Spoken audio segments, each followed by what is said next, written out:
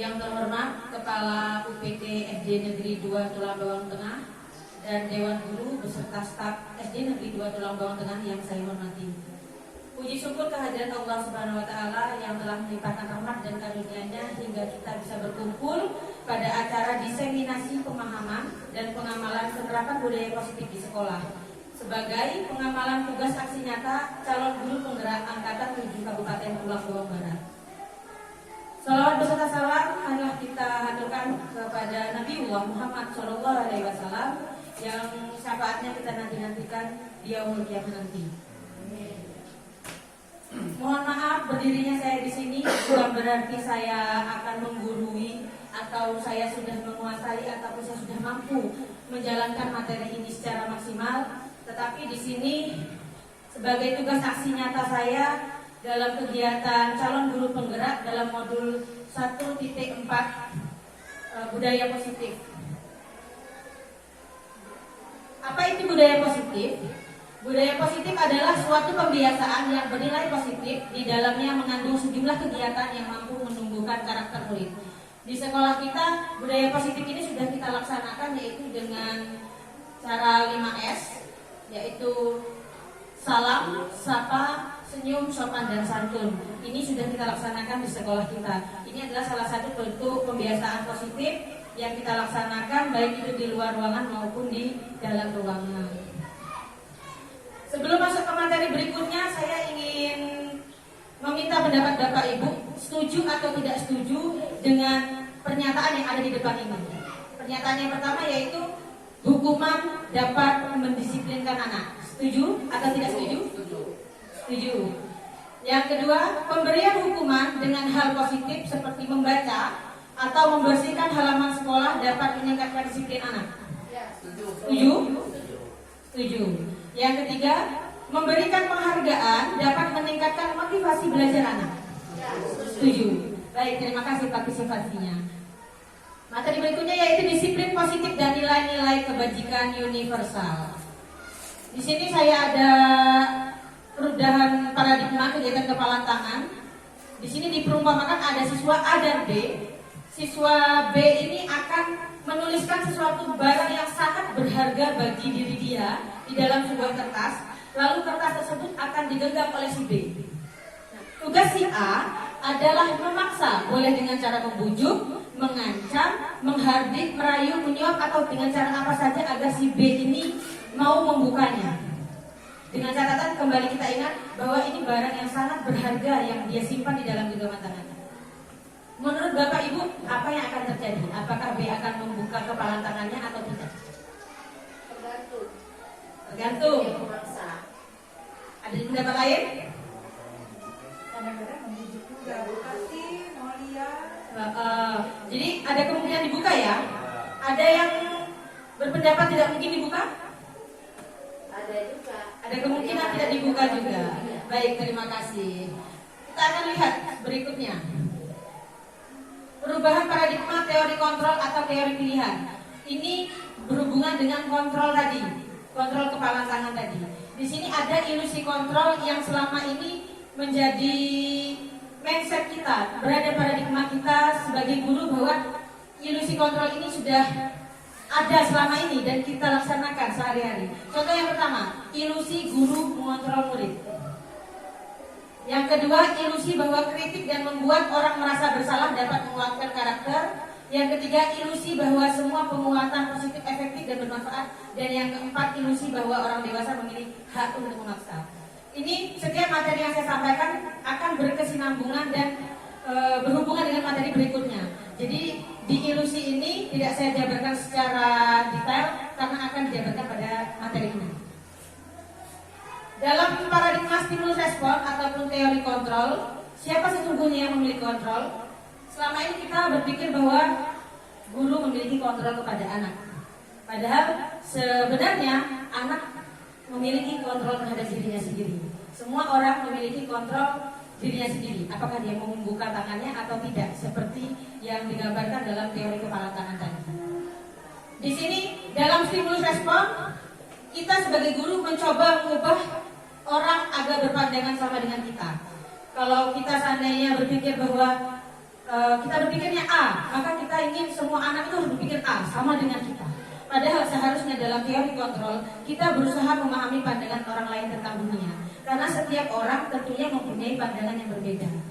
Lalu, di stimulus respon, perilaku buruk dilihat sebagai suatu kesalahan. Kita lihat, terkadang anak melakukan suatu hal tertentu, kita langsung menjudge anak itu bersalah. Padahal, kalau di dalam teori kontrol, semua perilaku memiliki tujuan. Nah, memiliki tujuan ini akan saya jabarkan pada materi berikutnya. Lalu, dalam stimulus respon, kita beranggapan orang lain bisa mengontrol saya. Padahal dalam teori kontrol, hanya kita yang bisa mengontrol diri kita sendiri. Kita melakukan, tidak melakukan, itu kita yang mengontrol. Tergantung kita memilih itu baik atau buruknya. Lalu, kita juga berpikir, saya bisa mengontrol orang lain. Ini yang sering terjadi termasuk saya sendiri. Kadang saya masih berpikir, saya bisa mengontrol murid-murid saya di kelas. Padahal seharusnya kita tidak bisa mengontrol orang lain. Karena kembali ini, hanya kita yang bisa mengontrol diri kita sendiri. Lalu, dalam stimulus respon juga, pemaksaan ada pada saat bujukan gagal. Maksudnya bujukan gagal, kita seringkali membujuk anak. Nak, kamu seperti ini ya, seperti ini. Nah, saat anak tidak berhasil menggunakan bujukan tersebut, maka biasanya kita menggunakan pemaksaan. Pemaksaan itu berupa apa? Berupa peraturan yang ditentukan sepihak oleh guru biasanya. Nah, sebenarnya dalam teori kontrol yang dilakukan adalah kolaborasi dan konsensus menciptakan pilihan-pilihan baru. Jadi kita melakukan kolaborasi. Dan yang terakhir, dalam stimulus respon, pola pikirnya adalah menang dan kalah. Sedangkan kalau dalam teori kontrol, pola pikirnya adalah menang-menang. Jadi tidak ada pihak yang dirugikan dalam kegiatan tersebut. Next. Seperti contoh ini, untuk bapak yang digambar sebelah kiri, dia melihat itu adalah sebagai angka 6. Sedangkan bapak yang sebelah kanan adalah angka 9. Sekarang saya tanya bapak ibu, orang mana yang salah? Benar semua. Kenapa? Karena mempunyai sudut pandang yang berbeda.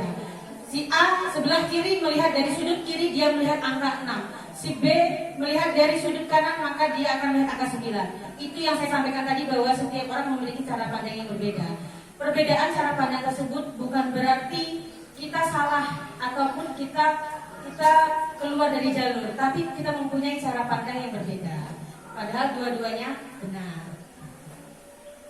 Di sini dalam teori kontrol oleh Dr. William Glasser, dalam materi disiplin positif, ada beberapa teori dan positif kontrol yang akan saya sampaikan. Nanti akan saya jabarkan pada materi-materi berikutnya.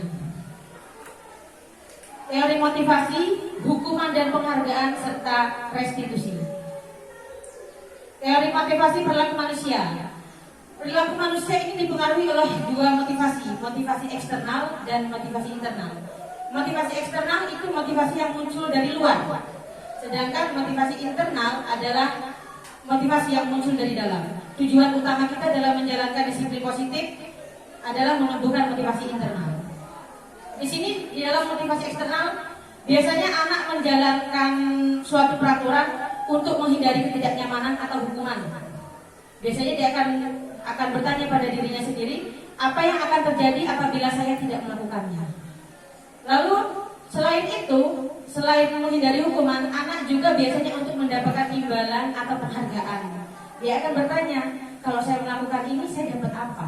Saya dapat hadiah apa? Jika saya juara 1 saya dapat hadiah apa? Seperti itu. Nah, yang akan kita tumbuhkan adalah bagaimana menumbuhkan motivasi internal agar anak dapat menghargai diri sendiri.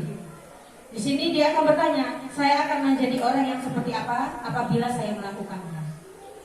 Jadi kita menumbuhkan kesadaran dari anak tersebut. Seperti kata Ki Hajar Dewantara, merdeka itu artinya tidak hanya terlepas dari perintah, akan tetapi juga cakap buat memerintah diri sendiri. Jadi kita mengajarkan anak bahwa dia bisa memerintah dirinya sendiri melalui kesadaran dan motivasi internal yang muncul dari dalam dirinya sendiri. Mungkin kalimat ini agak ambigu didengar oleh Bapak Ibu. Ada kata-kata dihukum oleh penghargaan. Kenapa kok penghargaan itu adalah sebuah hukuman? Penghargaan itu baik jika kita bisa menyampaikan dengan baik kepada anak. Tapi penghargaan itu buruk jika kita tidak bisa memberikan pengertian yang baik juga kepada anak. Di sini Penghargaan bisa menurunkan kualitas, bisa mematikan kreativitas, bisa mengurangi motivasi intrinsik. Ini sering terjadi, terutama kalau kita sering support atau mengeluh-elukan anak yang memang pintar. Kita sering mengeluh-elukan sehingga dia merasa jumawa, berbangga. Akhirnya ya sudah, saya nggak belajar, saya pasti ranking. Saya nggak belajar, saya pasti sudah bisa. Oh pasti saya nanti dikasihin sama ibu guru. Nah ini yang dikatakan dihukum oleh penghargaan. Jadi kalau kita memberikan reward atau penghargaan kepada anak itu harus diberikan bimbingan juga. Kenapa dia diberi reward dan bagaimana dia bisa meningkatkan lagi. Jadi tidak hanya berada stuck di titik nyamannya saja, zona nyaman. Nah, di sini ada bentuk program kebajikan atau apresiasi yang bisa kita berikan kepada anak-anak. Kita harus mengingat beberapa hal dalam memberikan apresiasi. Yang pertama, beri pengakuan secara khusus. Lalu beri pengakuan secara pribadi. Ini sering terlupakan. Kadang kita hanya memberikan pengakuan kepada satu kelas. Padahal sebenarnya setiap anak itu punya kelebihan masing-masing dan kita bisa memberikan pengakuan secara pribadi kepada anak tersebut. Lalu beri pengakuan kepada semua murid. Jadi setiap anak kita beri pengakuan, kita beri support, motivasi, hal-hal kecil yang mungkin buat mereka menjadi semangat lagi. Lalu beri pengakuan juga secara konsisten. Selain itu kita juga harus berfokus pada proses. Selain hasil, proses menjadi hal yang utama dalam apresiasi ini. Di sini saya akan melakukan tanya jawab bersama Bapak Ibu guru mengenai hukuman atau konsekuensi. Yang manakah hukuman, yang manakah konsekuensi? Saya minta Bapak Ibu untuk membantu menjawabnya. Mencatat 100 kali di dalam buku kalimat saya tidak akan terlambat lagi karena terlambat sekolah. Itu hukuman atau konsekuensi? Hukuman. Konsekuensi. Oke, ada yang menjawab hukuman, ada yang menjawab konsekuensi. Lari mengelilingi lapangan basket 2 kali karena terlambat hadir di sekolah. Hukuman. Murid diminta untuk push up 15 kali karena tidak menggunakan masker ke sekolah. Hukuman. Menggantikan kertas tugas teman yang telah dicoret-coret. Konsekuensi. Membersihkan tumpahan air di meja tulis karena tersenggol pada saat belajar. Ada yang hukuman, ada yang konsekuensi. Murid disuruh untuk mengenakan sepatu seharian di sekolah karena tidak mengenakan sepatu hitam. Hukuman atau konsekuensi?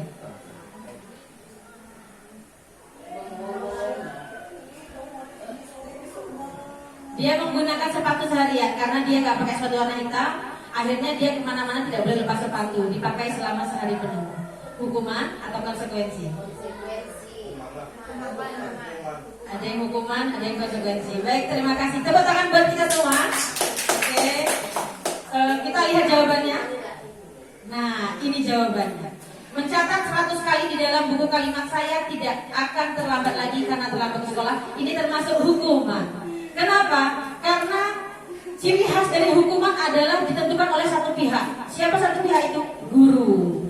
Sedangkan konsekuensi itu sebuah kesepakatan yang sudah disepakati dengan murid sebelumnya. Lalu lari mengelilingi lapangan basket 2 kali karena terlambat hari di sekolah, itu juga hukuman. Murid diminta untuk push up 15 kali karena tidak menggunakan masker, itu juga hukuman. Sedangkan menggantikan kertas tugas yang telah dicoret-coret itu konsekuensi.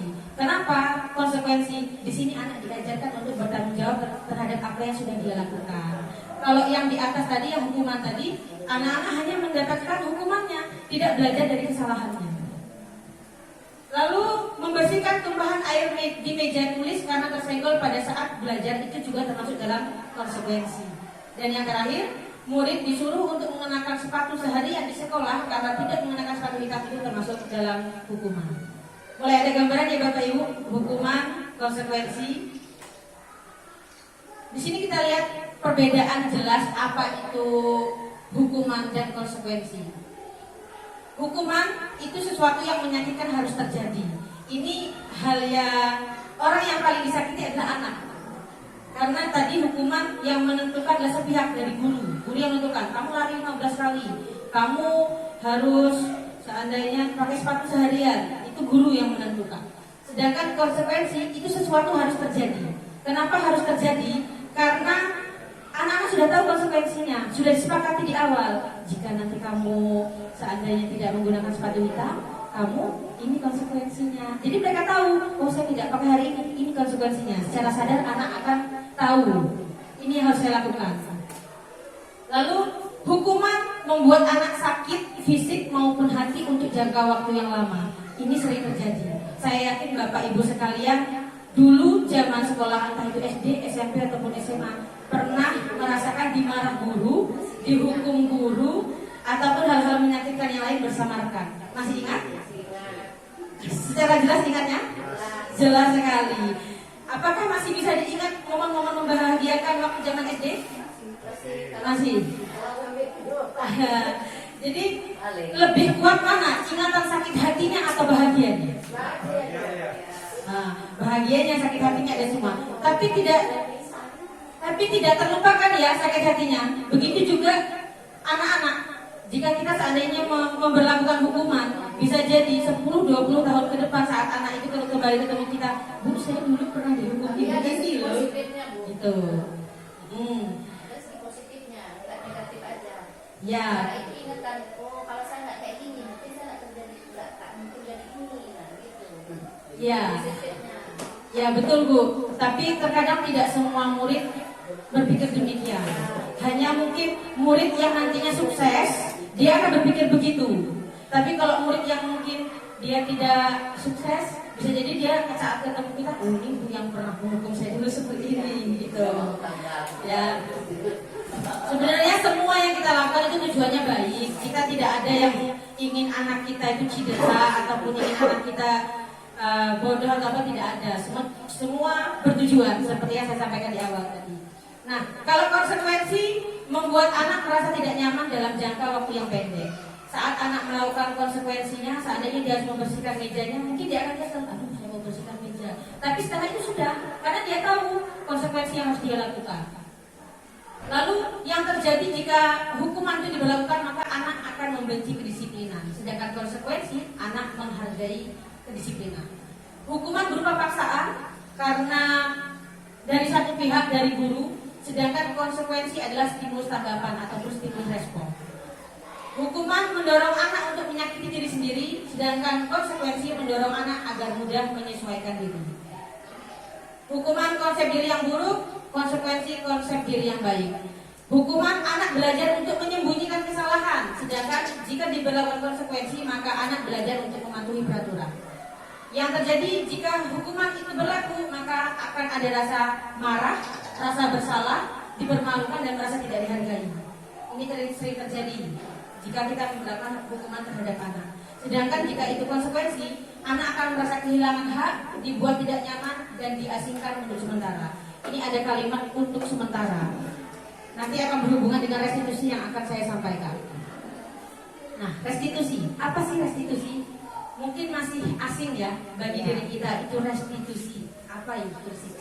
Restitusi adalah proses menciptakan kondisi bagi murid untuk memperbaiki kesalahan mereka, sehingga mereka bisa kembali pada kelompok mereka dengan karakter yang lebih kuat. Restitusi juga merupakan proses kolaboratif yang mengajarkan murid untuk mencari solusi untuk masalah mereka dan membantu murid berpikir tentang orang seperti apa yang mereka inginkan dan bagaimana mereka harus memperlakukan orang lain. Jadi restitusi itu paket lengkap ya Bu. Anak diajak untuk memecahkan masalah, mencari sumber masalahnya, lalu berkolaborasi untuk cari solusinya, sehingga mereka nanti tujuannya ke depannya mau seperti apa, mau jadi orang yang seperti apa. Jadi di sini setiap anak punya masalah tidak berfokus pada masalahnya, tapi berfokus pada ke depannya nanti bagaimana. Sehingga kalau restitusi ini berjalan secara maksimal, anak-anak tidak akan mengulangi kesalahan yang sama. Di sini ada dua identitas gagal dan identitas sukses. Biasanya identitas gagal ini pemberlakuan hukuman, sedangkan identitas sukses itu kedisiplinan berupa konsekuensi dan restitusi. Dalam melakukan restitusi ada ciri-cirinya, Bapak Ibu. 9 ciri-ciri restitusi. restitusi bukan untuk menebus kesalahan, namun untuk belajar dari kesalahan. Jadi saat melakukan restitusi, anak-anak bukan menebus kesalahan yang sudah dilakukannya, tapi bagaimana dia memperbaiki dan belajar lagi dari kesalahan tersebut sehingga tidak diulangi. Lalu restitusi juga memperbaiki hubungan berupa tawaran dan bukan paksaan. Restitusi menuntut untuk melihat ke dalam diri, mencari kebutuhan dasar yang mendasari tindakan, dan restitusi diri adalah cara yang paling baik. Restitusi juga fokus pada karakter bukan tindakan, fokus pada solusi dan mengembalikan murid yang berbuat salah pada kelompoknya. Ini yang nomor 9 adalah kunci utamanya. Seringkali anak yang kita beri hukuman, mereka akan merasa rendah diri, merasa malu, merasa takut untuk kembali ke kelompoknya, ke teman-temannya. Kenapa? Takut diejek, takut nanti dikata-katain sama temannya. Nah, inilah fungsinya restitusi. Bagaimana anak itu dapat memecahkan masalahnya, dapat menimbulkan nanti rasa percaya dirinya, rasa positifnya, sehingga saat dia sudah dikembalikan ke kelompoknya, dia sudah penuh charge-nya. Oh, saya akan jadi orang seperti ini. Gitu. Dalam melaksanakan restitusi ada beberapa tahapan. Selain tahapan itu harus ada keyakinan kelas. Selama ini yang kita buat di kelas adalah berupa peraturan. Sedangkan peraturan itu biasanya ditentukan oleh satu pihak, yaitu guru. Sedangkan keyakinan kelas itu ditentukan oleh bersama-sama guru dan siswa di dalam kelas. Di sini saya punya 2 kesepakatan kelas, yang mana menurut ibu yang keyakinan kelas, apakah bagian yang sebelah kiri ataukah bagian yang sebelah kanan?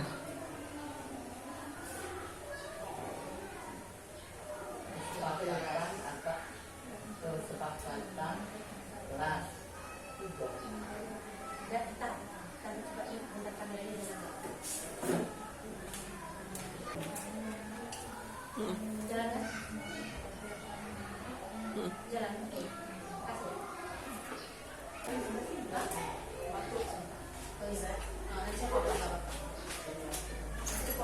Iya.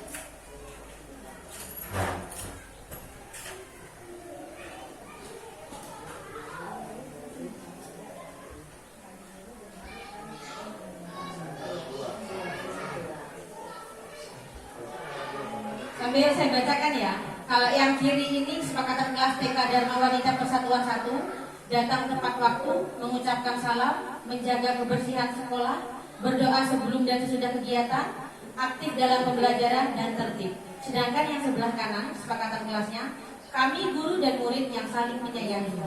Kami murid yang semangat belajar. Kami murid yang peduli dengan teman-teman. Jadi yang manakah yang kira-kira? Kami guru dan murid yang saling menyayangi. Yang sebelah kiri. Oke. Yang sebelah kanan. Baik, terima kasih. Nanti kita akan lihat yang manakah yang menjadi kesepakatan kelas. Yang kesepakatan kelas yang mana, keyakinan kelas yang mana? Oke, silakan lanjut. Nah, inilah perbedaan peraturan dan keyakinan kelas. Peraturan itu sifatnya memerintah. Kalau keyakinan kelas itu sifatnya adalah kesadaran. Jadi kalau contoh di situ ada peraturan, selalu kembalikan buku ke tempatnya. Nah, itu perintah. Itu peraturan. Sedangkan kalau keyakinan kelas, tanggung jawab. Kalimatnya simple tapi maknanya besar. Jadi kalau habis pakai silakan kembalikan. Seperti itu. Yang kedua, dilarang mengganggu orang lain. Kita sebagai orang Indonesia sering sekali kalau ada kalimat larangan justru menjadi seperti kalimat perintah. Jangan buang sampah, kita buang sampah. Tidak boleh ribut, kita ribut. Ini sering sekali. Makanya dalam membuat keyakinan kelas tidak boleh menggunakan kalimat negatif, selalu menggunakan kalimat positif. Di sini kalau dilarang mengganggu orang lain digantikan dengan menghormati orang lain. Dilarang melakukan kekerasan. Di sini diganti dengan keselamatan dan menghormati orang lain. Terus dilarang menggunakan narkoba. Di sini diganti dengan kesehatan. Bergantian atau menunggu giliran, menghormati orang lain, bersabar. Ini masuk dalam materi antri ya, Bu ya. Gunakan masker, kesehatan, keselamatan. Kalimatnya bisa menjaga kesehatan, itu bisa. Terus jangan berlari di kelas atau koridor. Biasanya ada kalau kata jangan, ini anak-anak sangat suka. Bersekolah seperti perintah untuk mereka. Di sini bisa jagalah keselamatan atau keamanan seperti itu. Ini ya perbedaan keyakinan kelas dan peraturan. Anak-anak tidak merasa diperintah, tapi dia meyakini, oh jika saya seperti ini harus seperti ini. Seperti itu. Kita sebagai manusia, sebagai makhluk sosial memiliki kebutuhan dasar dan dunia berkualitas. Tidak memungkiri baik itu anak kecil, orang dewasa, orang tua, atau siapapun pasti memiliki kebutuhan dasar ini. 5 kebutuhan dasar. Kebutuhan dasar kita adalah kasih sayang dan rasa diterima, penguasaan, kesenangan, kebebasan, dan bertahan hidup. Contoh kasih sayang dan rasa diterima. Ini seringkali kita melihat anak di kelas itu mengganggu anak yang lainnya. Kita selalu menjudge anak itu si anak nakal karena selalu mengganggu temannya di kelas. Di sini sebaiknya kita melihat dulu, menilik ke belakang, bagaimana keadaan pertemanan dia dengan rekan-rekannya, bagaimana keadaan dia di rumah. Bisa jadi anak yang memang setiap harinya dia mengganggu di sekolah, itu dia kekurangan kasih sayang di rumah, sehingga dia mengekspresikan dirinya di sekolah ini mencari kasih sayang dari teman-teman dengan cara mengganggu. Hanya itu yang dia bisa lakukan, karena dia tidak mungkin sayangi saya dong, kan nggak mungkin. Dan caranya dia untuk mendapatkan perhatian dari teman, yaitu dengan cara mengganggu temannya. Terus penguasaan, ini penguasaan kalau saya dalam kelas kita kadang ada anak yang pengen diakui, ada anak yang saya bu, dia ingin menunjukkan bahwa dia lebih bisa dari yang lain. Ini salah satu kebutuhan dasar diri kita, ingin dihargai, ingin merasa berkuasa. Lalu kesenangan, ini anak-anak kadang contoh kayak permainan sekarang ya, anak-anak lato-lato, itu termasuk kebahagiaan mereka. Mereka tidak menyadari bahwa itu sebenarnya berbahaya buat mereka. Lalu kebebasan, kadang anak-anak kita lihat kadang ada yang mengeluarkan bajunya, ada yang merasa ini bebas, tidak ingin dikekang oleh peraturan. Dan yang terakhir ada kebutuhan dasar bertahan hidup. Nah, ini kebutuhan dasar bertahan hidup ini banyak sekali kita lihat, terutama di televisi. Banyak kita lihat ada orang yang mencuri, ada yang membegal, ada yang merampok. Kenapa? Setelah ditelisik lagi, mereka untuk memenuhi kehidupannya, untuk bertahan hidup, untuk beli makan. Karena tidak ada kita lihat orang yang merampok ataupun mencuri, membegal itu adalah orang kaya. Pasti orang yang tidak mampu.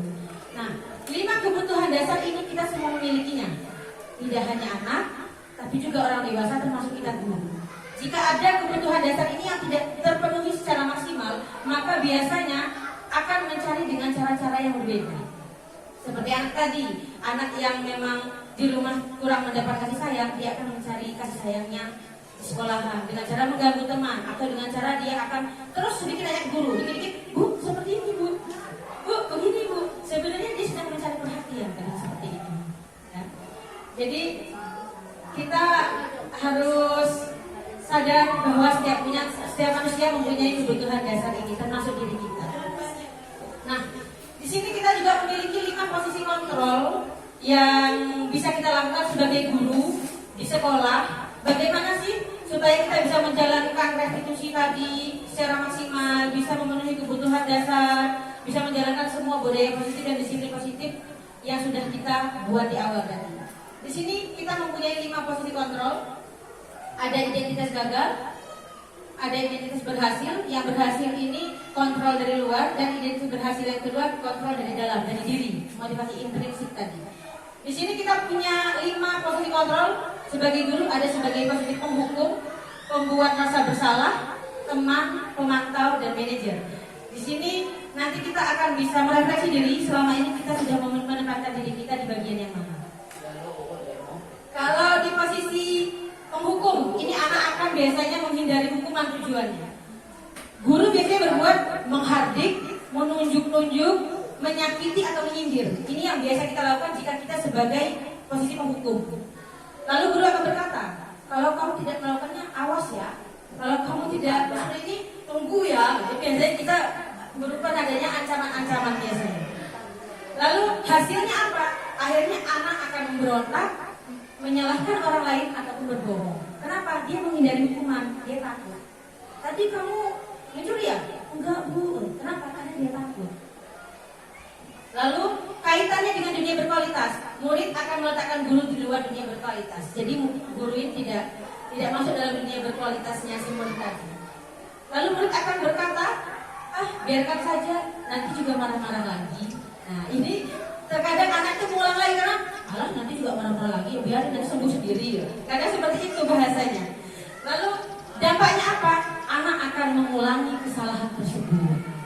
Kalau bahasa kita nggak ada efek jerah. Terus yang kedua, identitas gagal yang kedua yaitu membuat orang merasa bersalah.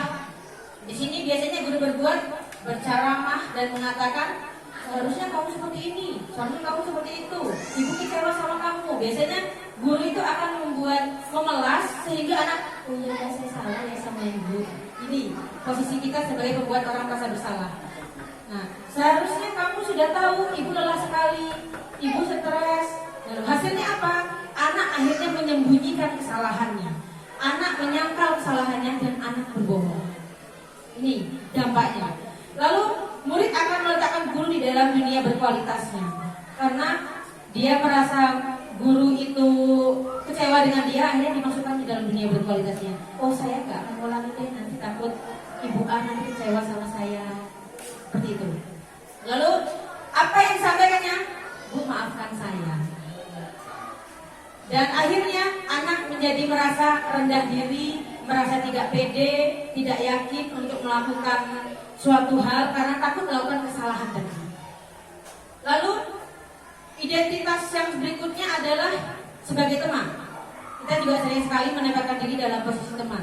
Di sini biasanya guru ini saking sayangnya atau saking bestinya lah kalau bahasa kita bersama murid ini, dia membuatkan alasan-alasan untuk muridnya. Lalu, ayolah lakukan buat ibu, ya kamu kerjakan ini demi ibu loh. Biasanya kadang kita juga sering masih melakukan seperti itu. Terus masa kamu nggak mau ingat ibu dulu pernah bantu kamu ini loh, masa kamu nggak mau bantu ibu? Ini biasanya posisi sebagai teman. Apa yang terjadi? Akhirnya anak ketergantungan dengan kita. Saat dia mendapat masalah, akhirnya dia tidak belajar untuk menyelesaikan masalahnya dia sendiri. Sedikit-sedikit, bu, sedikit-sedikit, bu, semuanya. Lalu dia akan berpikir, saya berpikir bahwa bapak ibu adalah teman saya. Ternyata begitu. Lalu akhirnya akan menghasilkan anak yang lemah, tidak mandiri, dan ketergantungan. Lalu posisi kontrol yang keempat yaitu sebagai posisi pemantau. Biasanya ini kita menghitung dan mengukur kemampuan anak itu seperti apa. Lalu kita akan tanya, seandainya dia berkesalahan, peraturannya apa? Kesepakatannya apa? Biasanya seperti itu pertanyaan yang muncul dari dalam diri kita. Lalu anak akan belajar menyelesaikan diri jika tidak ada peraturannya, tapi dengan catatan bila diawasi. Jika tidak diawasi, maka anak akan mengulangi kesalahan yang sama. Lalu murid meletakkan guru, peraturan, dan hukuman di dunia berkualitas.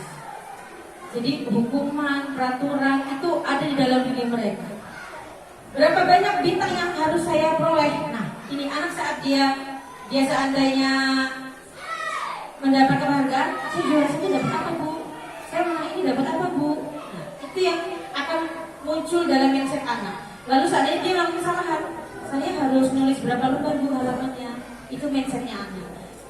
Akhirnya dampak yang terjadi, murid akan menitik beratkan pada sanksi atau hadiah untuk dirinya. Jadi dia hanya akan berpikir, kalau saya melakukan ini, saya bisa dapat hadiah. Saya kalau melakukan ini, saya akan dapat hukuman. Jadi dia tidak fokus pada pengembangan dirinya, hanya fokus pada hadiah dan hukuman saja. Posisi terbaik dari 5 posisi kontrol ini adalah posisi manajer. Posisi manajer ini saat anak melakukan kesalahan, guru biasanya mengajukan pertanyaan-pertanyaan. Apa yang kita yakini? Yang kita yakini tadi di dalam keyakinan kelas tadi. Seandainya dia berantem dengan anak lain, di situ ada keyakinan kelas menyayangi dan menghargai orang lain dan diri sendiri. Kalau emang dia meyakini bahwa menghargai dan menyayangi orang lain dan diri sendiri, artinya dia tidak akan ribut atau tidak akan berantem bersama anak tersebut. Lalu apa yang bisa kita perbaiki untuk memperbaiki masalah ini? Dalam posisi manajer, anak-anak diajarkan untuk memecahkan masalah. Jadi nggak cuma selalu dari guru.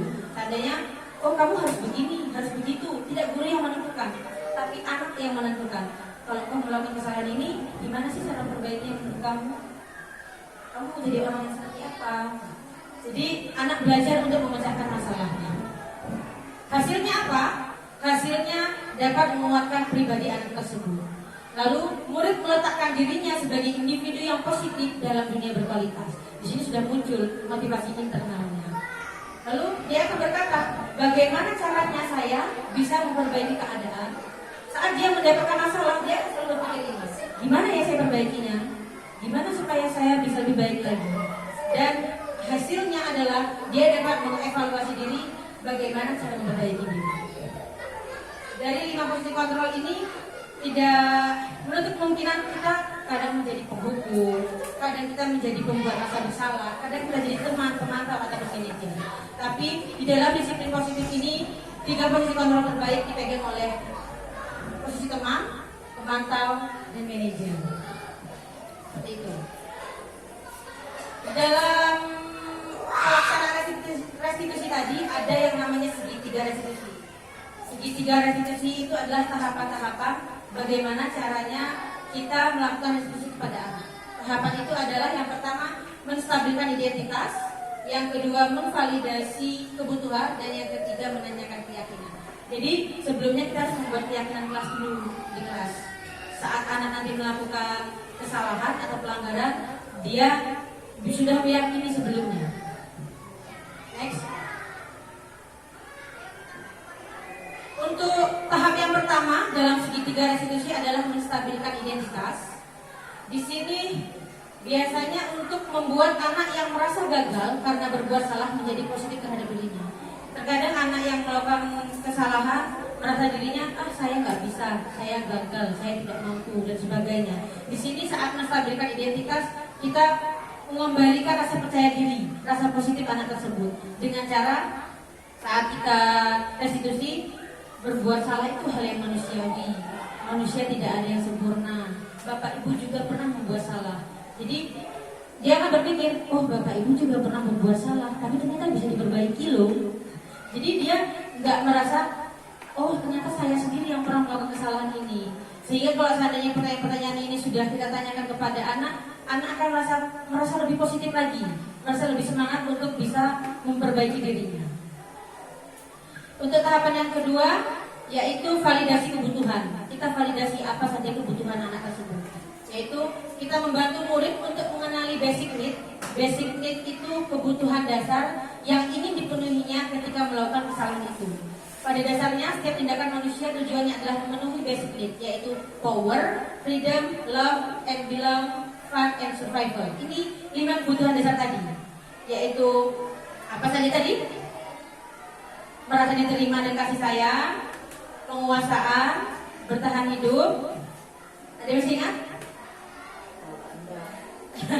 Ya, 5 kebutuhan dasar tadi yang akan dipenuhi. Jadi anak itu melakukan kesalahan pada dasarnya untuk memenuhi 5 kebutuhan dasar.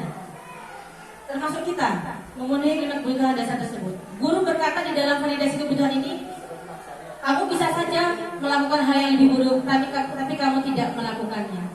Atau kamu pasti punya alasan mengapa melakukannya. Ini jarang sekali kita lakukan. Saat anak itu melakukan kesalahan, kadang kita langsung menjudge, kamu salah, kamu keliru, kita jatuhi hukuman. Padahal kita tidak melihat lagi, kenapa sih kamu ngelakuinnya? Terus, apa sih yang penting bagi kamu? Lalu kita bisa memberikan pertanyaan-pertanyaan ini, contoh, apakah kamu bisa melakukan dengan lebih baik besok pagi? Jadi anak-anak diajarin untuk merefleksi diri. Oh, kalau kamu kayak gini benar gak sih? Benar, apa salah? Apakah sesuai dengan keyakinan kita? Jadi anak-anak diajar untuk merefleksi dan berpikir memperbaiki kesalahannya. Lalu tahapan yang terakhir yaitu menanyakan keyakinan. Nah, makanya tadi kita harus sudah memiliki keyakinan kelas, sehingga anak-anak sudah bisa menaati keyakinan tersebut, tekanan dalam dirinya. Oh, kita harus saling menghargai dan menyayangi satu sama lain. Artinya kalau menyayangi satu sama lain, tidak bertengkar, tidak berkelahi. Guru akan melihat kesalahannya dihubungkan dengan norma sosial dan nilai-nilai yang mendasari manusia berinteraksi dengan orang lain, yaitu keyakinan kelas tadi. Guru akan bertanya biasanya, apa sih keyakinan kelas kita? Terus kelas yang ideal itu seperti apa? Kamu ingin jadi anak yang seperti apa? Apa yang kamu rasakan? Nah, ini kita akan tanya-tanya keyakinan lagi ke dia. Kita pastikan salah nggak? Kamu merasa bersalah nggak tadi? Bahwa kamu sudah melanggar keyakinan yang sudah kita sepakati bersama. Oh, dia akan berpikir, saya tadi berantem, artinya saya melanggar itu keyakinan kelas nomor 2 saya. Menghargai sendiri dan orang lain. Nah, sekarang udah tahu bahwa kamu sudah melanggar keyakinan itu. Apa yang harus kamu lakukan? Seperti ini, Bu. Bagaimana cara perbaikinya? Kamu nanti maunya seperti apa? Jika kamu mengulangi, apa yang akan kamu lakukan?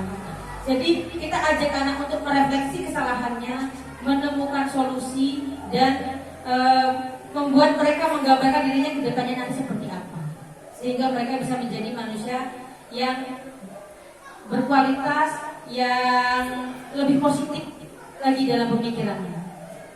Dan yang terakhir ada intervensi 30 detik. Di sini intervensi ini bisa membantu murid kembali ke tujuan semula dengan cukup singkat dan dengan cara non-konfrontatif. Pertanyaan-pertanyaan yang diajukan biasanya dikemukakan oleh seorang pemantau atau manajer. Nah, tadi 5 posisi kontrol. Posisi terbaik adalah 3, terutama yang pemantau dan manajer. Biasanya kita akan tanya, apakah kamu ingin berbuat lebih baik? Nah, ya Bu, nah, seperti apa? Bagaimana caranya? Coba gambarkan. Jadi tidak kita yang mendikte anak, tapi anak yang belajar. Oh, saya harus seperti ini loh Bu, saya harus seperti ini. Dan jika suatu hari nanti dia tidak menjalankan apa yang disampaikan, maka dia akan melanggar keyakinan yang sudah dia yakini. Seperti itu. Nah, di sini seandainya saya itu Bu, apakah yang kamu lakukan sesuai atau oke? Apakah wajar membuat kesalahan? Bisakah kita memperbaikinya? Jadi kita sebagai guru dalam posisi manajer, dalam posisi pemantau, tidak menjudge, tidak mendikte, tidak meminta anak sesuai dengan peraturan yang kita miliki, tapi kita lebih kepada merefleksi. Ayo nak, kita cari kalau seandainya kamu melakukan kesalahan ini, kamu melanggar apa? Jika kamu seandainya melanggar ini, kira-kira bagaimana cara memperbaikinya? Seperti itu, tahap-tahap dalam restitusi. Jadi banyak sekali ya Bapak Ibu, tahap-tahap dalam restitusi ini ada 3 tahap. Itu materi satu dengan materi yang lainnya sangat berkesinambungan di dalam disiplin positif ini. Dari pertama tadi kita belajar tentang teori kepalan tangan, bahwa tidak semua manusia itu bisa mengontrol orang lain, yang bisa mengontrol diri kita sendiri. Jadi tadi si B bisa membuka, bisa juga menutup. Walaupun dia dihardik, walaupun dia diancam ataupun dia dipukul, kalau dia merasa memang yang harus dia pertahankan itu adalah hal yang memang sangat berharga bagi dia, maka dia tidak akan membuka. Jadi kita punya posisi kontrol dalam diri kita. Selain itu, tadi seperti gambar yang saya sampaikan tadi, yang angka 6 dan angka 9, bahwa setiap manusia mempunyai sudut pandang yang berbeda dan mempunyai tujuan dalam setiap perilakunya. Saya harapkan materi ini bisa bermanfaat bagi Bapak Ibu sekalian. Semoga ini bisa menjadi ilmu untuk kita semua, sehingga kedepannya kita bisa menjadi pribadi yang lebih baik lagi. Inilah pemaparan saya, hasil saya belajar di modul 1.4 selama kurang lebih 2 bulan ini. Modul 1 di calon guru penggerak angkatan 7 Kabupaten Tulang Bawang Barat. Demikian dari saya, terima kasih atas waktunya. Saya akhiri, wassalamualaikum warahmatullahi wabarakatuh.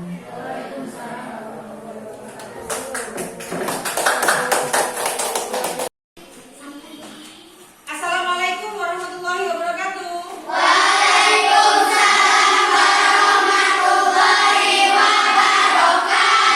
Selamat pagi.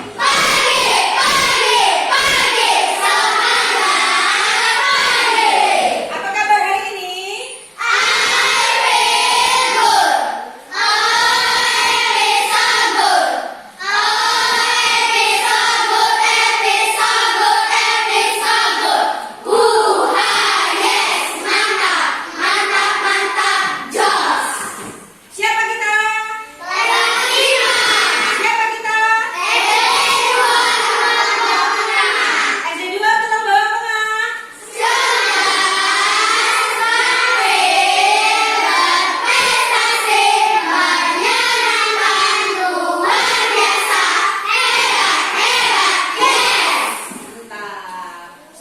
hari ini ya?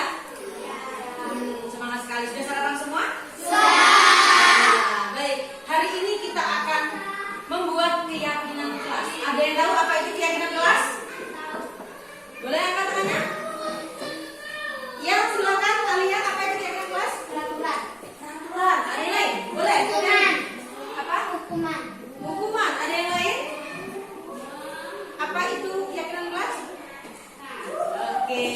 Terima kasih jawabannya Alia. Terima kasih jawabannya Kodari. Keyakinan kelas adalah budaya positif yang akan kita lakukan di kelas kita.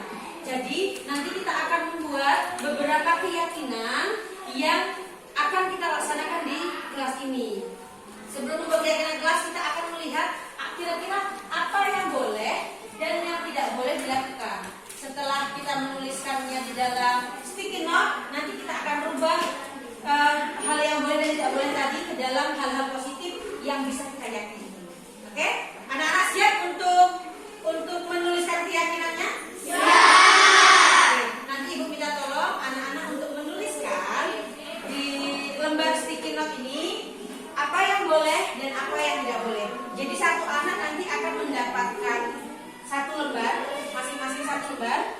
Satu silakan tuliskan yang boleh, satu yang tuliskan yang tidak boleh. Cukup dimengerti? Cukup. Baik, kembalikan ya.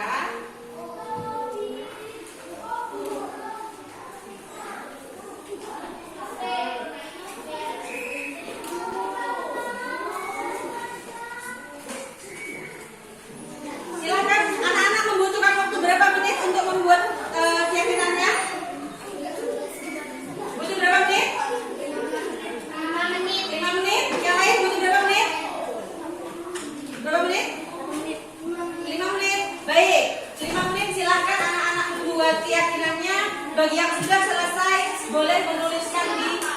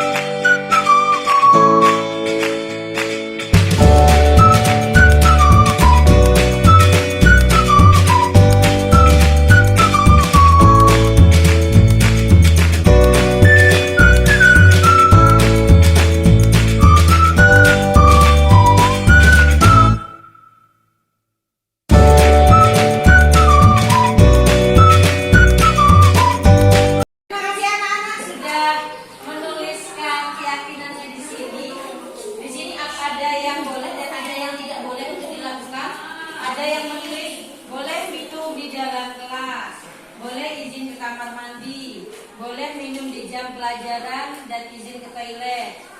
Tidak boleh membuang sampah di kelas, tidak boleh minum es di kelas, tidak boleh ke kamar mandi tanpa izin. Ini masih berupa peraturan ya. Nanti kita akan diskusikan lagi, merubah kalimat-kalimat peraturan yang boleh dan tidak bolehnya akan kita rubah menjadi kalimat positif sehingga bisa berubah menjadi keyakinan kelas untuk kita semua. Siap anak-anak? Siap.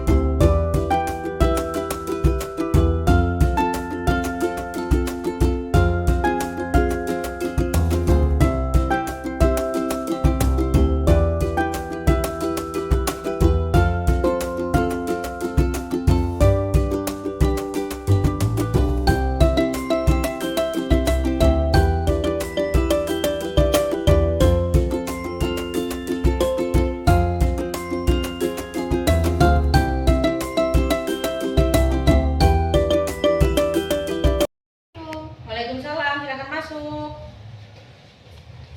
Silakan duduk Naya. Iya, Bu. Selamat pagi Naya. Pagi, Bu. Naya tahu kenapa Ibu panggil ke sini? Tahu, Bu. Kenapa? Saya datang terlambat. Kenapa Naya pagi ini datang terlambat? Tadi malam tidurnya terlalu malam, Bu. Kenapa Naya bisa tidur terlalu malam? Main game terus, Bu. Oh, Naya main game. Tidak apa, Ibu tidak tahu tidak ada manusia yang sempurna. Ibu juga pernah melakukan kesalahan. Ibu juga pernah tidur malam dan Ibu juga pernah datang terlambat. Tapi kita semua bisa memperbaikinya. Kita punya keyakinan kelas kan? Apa keyakinan kelas kita? Datang tepat waktu. Nah, Naya bagaimana? Apa sudah datang tepat waktu? Belum, Bu. Artinya Naya belum Belum menepati keyakinan kelas kita. Jadi menurut Naya, apa solusinya supaya Naya bisa menepati keyakinan kelas kita? Besok-besok saya akan tidur lebih awal lagi, tidak main game terus. Tidak main game terus. Supaya apa? Supaya tidak terlambat lagi ke sekolah.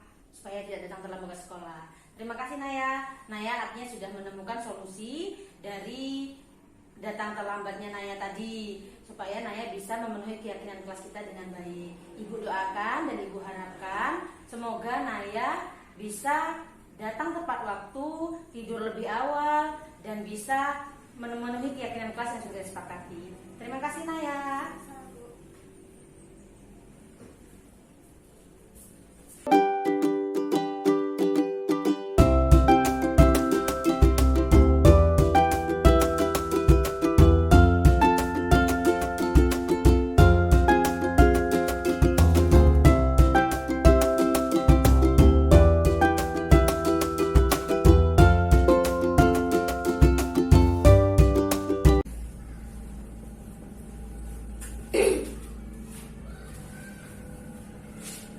Assalamualaikum. Waalaikumsalam. Silakan duduk Valen.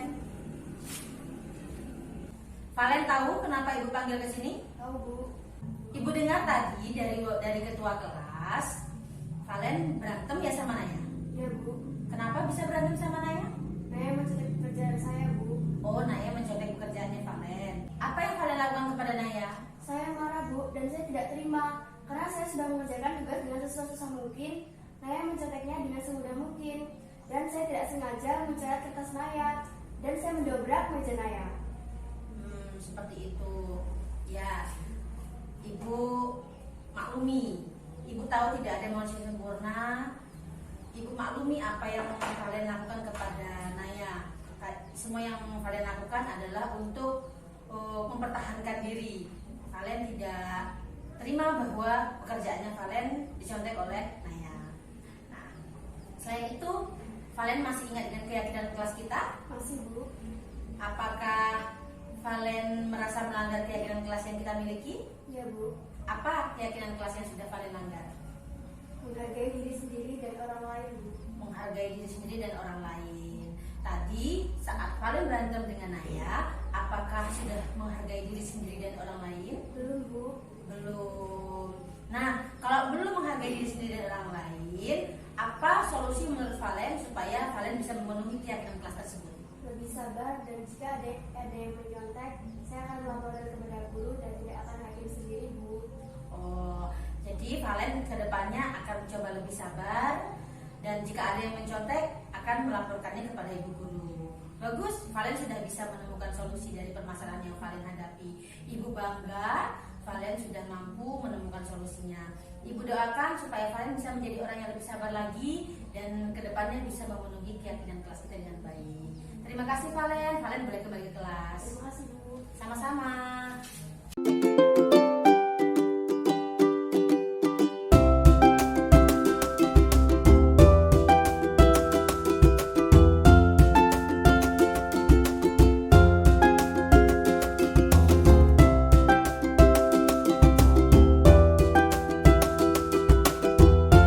Assalamualaikum warahmatullahi wabarakatuh. Perkenalkan, nama saya Nayani Dilfilta dari kelas 6 SD Negeri 2 Tulang Bawang Tengah. Perasaan saya setelah restitusi bersama Bu Fitri, saya senang karena saya menemukan solusi terhadap masalah yang saya hadapi. Terima kasih Bu Fitri, saya janji tidak akan terlambat datang ke sekolah lagi. Assalamualaikum warahmatullahi wabarakatuh. Perkenalkan, nama saya Feliska Valentina Wijaya dari kelas 6 SD Negeri 2 Tulang Bawang Tengah. Saya senang telah mengikuti restitusi dengan Bu Fitri dan saya akan belajar agar lebih sabar lagi. Terima kasih Bu Fitri. Saya janji tidak akan berantem di kelas lagi.